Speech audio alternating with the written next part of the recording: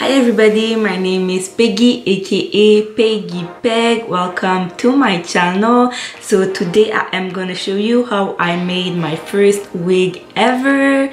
So yeah, this is not a wig, this is my real hair, but I'm gonna show you at the end of the video how the wig looks like on myself. So yeah, I'm not an expert or anything, like it was my first time making a wig, but I did watch a lot of YouTube videos before that. So yeah, in this video I am gonna show you like the top tricks and the best tricks that made it easy for me to do my wig. So I think that it looks like okay, like I did quite a good job for the first time, but if you have like any tips and tricks that you can give me or give to other people that it's their first time doing a wig, write it in the comments please. It's gonna help me for the next time that I'm gonna do one, because yeah, it was so fun that I am gonna do like other wigs for sure. So yeah, give me all the tricks that you think that are gonna be helpful for me and for other beginners. So yeah, I'm gonna show you how the process of me making my wig and the final results at the end. All right, so that's it guys, thank you. So you're gonna need a dome cap, some needles and thread, a mannequin head. Mine is a 22 inches that I got from Amazon. You're gonna need some T-pins to hold the wig cap in place and the hair extension so that it's gonna be easier to sew. So yeah, I did use quite a lot of T-pins, so be prepared for that.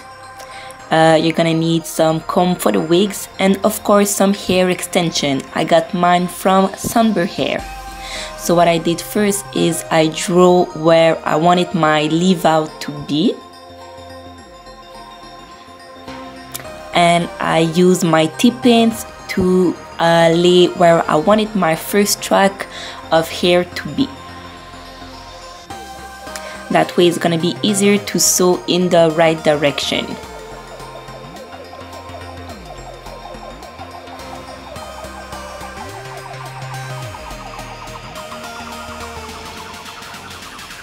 Okay, so at first I passed the needle through the base of the hair extension and I passed it through the first layer of the wig cap, and I did turn twice around the needle so that everything's gonna be secured. So I continue and I did that all around the track, but what I did with the other stitches is I passed the needle around the base of the hair extension and not through it. So yeah, everything was secured. So I did do that all around, and I used the fold over method so I didn't have to cut my tracks and it's gonna avoid some excessive shedding. So yeah, here I just fold it over and I use my T-pins to lay in place where I wanted my second track to be.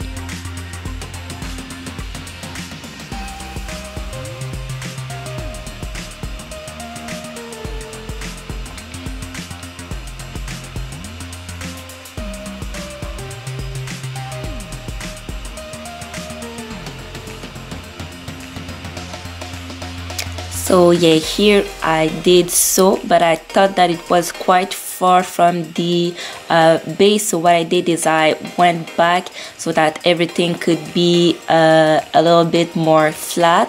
So then I continue with my regular sewing.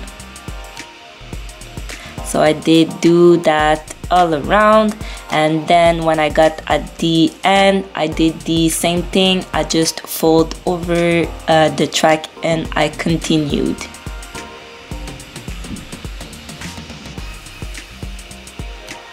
So yeah, the T-pins were really helpful.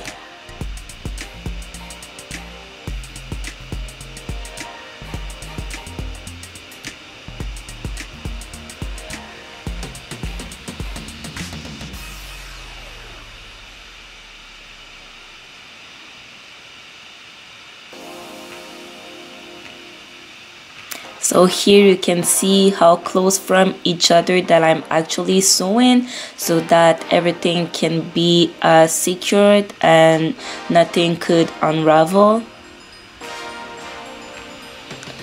And I did turn twice around the needle, so to make sure that everything was really secured once again.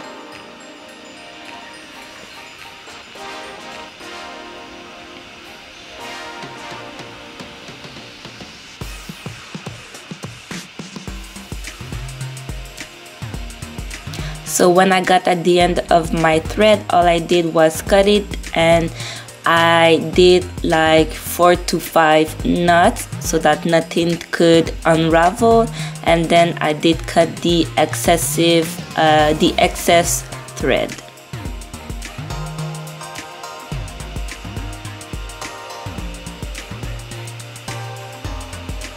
And I continued on.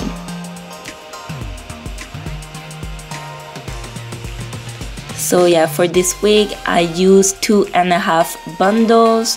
So I could have fit 3, but I used 2.5 so that it could look a little bit more natural. So yeah, you can see that at the top I didn't quite follow the line that I used for my leave out, but it's okay. But what I would recommend is making it a little bit more larger than what I did, because when I did cut the excessive wig cap, it did stretch a little. So yeah, if you can just sew it a little bit closer and add more hair at the top. So at the end I did 5 knots so that nothing could unravel, and I did cut the excessive thread and excess hair. So this is what my leave out is gonna look like, and this is how my wig looks like. And this is how it looks like on the inside, so that you can see all my stitches. So I did cut the excessive wig cap. So I did cut it close to the nuts, but not too close to the point where everything would unravel, so be careful with that step.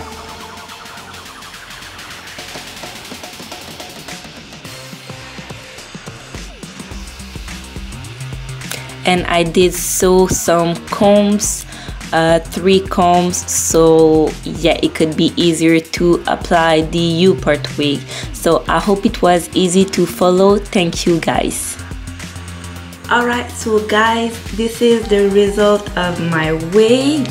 So it goes like long like that. So yeah, I think that I did quite a good job for it being my first time. So if I want to blend my real hair more with the extensions, like I think that I'm gonna do like some bantu knots with the leave out, because it's a little bit like straighter than the actual hair, but I feel like it blends quite well. Like the color is good, and the pattern and the texture of the hair and my hair like really blend together. Just to show you, like this is my real hair.